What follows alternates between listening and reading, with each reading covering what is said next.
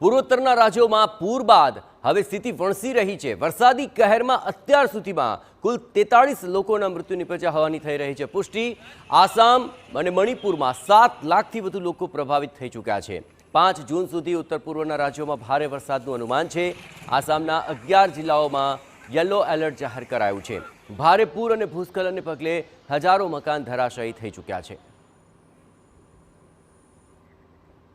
તો પૂર્વોત્તરના રાજ્યોમાં પૂર બાદની આ વણસેલી પરિસ્થિતિ આપ જુઓ। ઠેર ઠેર પાણીનું સામ્રાજ્ય છવાઈ ગયું છે અને વરસાદી કહેરમાં અત્યાર સુધીમાં કુલ 43 જિંદગીઓ હોમાઈ ગઈ અને હજુ પણ જ્યાં સુધી આ પરિસ્થિતિ થાળે નહીં પડે ત્યાં સુધી લોકોની હાલાકી ઓછી નહીં થાય, કારણ કે 7 લાખથી વધુ લોકો આ પૂરગ્રસ્ત વિસ્તારોને લઈને પ્રભાવિત થયા છે। 5 જૂન સુધી ઉત્તર પૂર્વની અંદર જે આ પરિસ્થિતિ છે તેમાં ખાસ કરીને આસામમાં બ્રહ્મપુત્ર અને બરાક સહિત 15થી વધુ નાની મોટી નદીઓ ભયજનક સપાટીથી ઉપર વહી રહી છે। આસામના 21 જિલ્લા પૂરની ઝપેટમાં છે અને 6.32 લાખથી વધુ લોકો પૂરથી પ્રભાવિત થઈ ચૂક્યા છે। સતત વરસાદ, પૂર અને ભૂસ્ખલનને પગલે હજારો મકાન જમીનદોસ્ત થઈ ચૂક્યા છે। અનેક પરિવારોને રાહત શિબિરોમાં ખસેડવાની ફરજ પડી છે।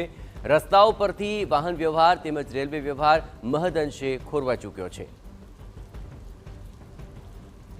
આસામમાં અસરગ્રસ્તોની મદદ માટે 165થી વધુ રાહત શિબિરો ખોલી દેવાઈ છે અને હાલ 31,000થી વધુ લોકોને આ રાહત શિબિરોની અંદર શરણ અપાઈ રહી છે। પૂરગ્રસ્ત વિસ્તારોમાં ફૂડ પેકેટ્સ અને જરૂરિયાતની વસ્તુઓ પહોંચાડવા માટે 157 રાહત વિતરણ કેન્દ્રો હાલ કાર્યરત છે। આ ઉપરાંત વાત મણિપુરની પણ કરી લઈએ કે જ્યાં 1.64 લાખથી વધુ લોકો પૂરથી પ્રભાવિત થઈ ચૂક્યા છે। માત્ર મણિપુરમાં જ 35,000થી વધુ ઘરોને નુકસાન પહોંચ્યું છે।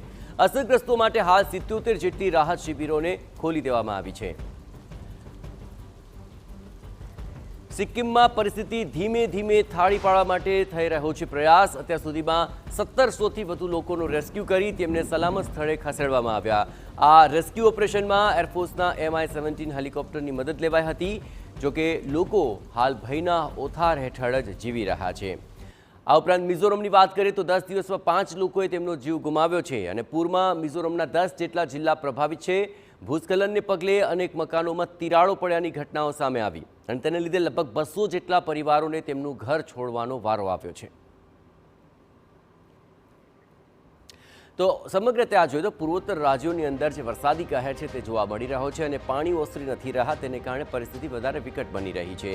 લોકોના રહેણાંક મકાનો તૂટી ચૂક્યા છે, લોકોના ખેતર ધોવાઈ ચૂક્યા છે અને 7 લાખથી વધારે લોકો આ વિસ્તારની અંદર પ્રભાવિત થયા છે જેમને રાહત શિબિરોની અંદર શરણ આપવાની ફરજ પડી છે। 5 જૂન સુધી આ પરિસ્થિતિ રહે તેવી શક્યતા જોવાઈ રહી છે અને આસામના 11 જિલ્લાઓમાં હજુ પણ યલો એલર્ટ જાહેર કરવામાં આવ્યું છે। હજારો મકાન ધરાશય થઈ ગયા અને તેને કારણે લોકો ઘર વિહોણા બન્યા છે અને રાહત શિબિરોની અંદર હવે તેમને શરણ લેવાની ફરજ પડી છે। પૂર્વોત્તરમાં આ પૂર પ્રકોપને કારણે લોકોનું જનજીવન ખોરવાઈ ચૂક્યું છે। એટલું જ નહીં, રસ્તાઓ અને રેલવે ટ્રેક પણ ધોવાઈ ગયા છે જેને કારણે અહીં વાહન વ્યવહાર પણ ખોરવાઈ ગયો છે।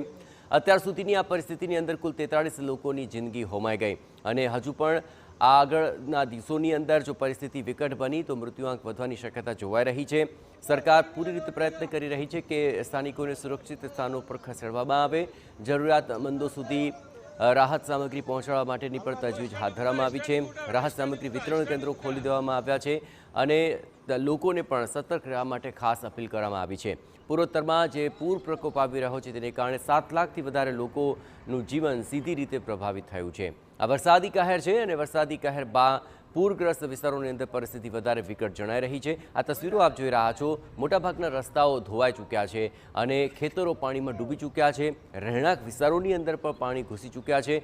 અનેક જગ્યાએ ભૂસ્ખલનની ઘટનાઓ પણ ઘટી જેને કારણે મકાનો જમીનદોસ્ત થયા। આ વિસ્તારોમાં રહેતા જે લોકો છે તેમને પણ પારાવાર મુશ્કેલીઓનો સામનો કરવો પડી રહ્યો છે। મુખ્ય નાની મોટી જે નદીઓ છે તેમાં પણ પૂરના પાણી ફરી વળ્યા છે।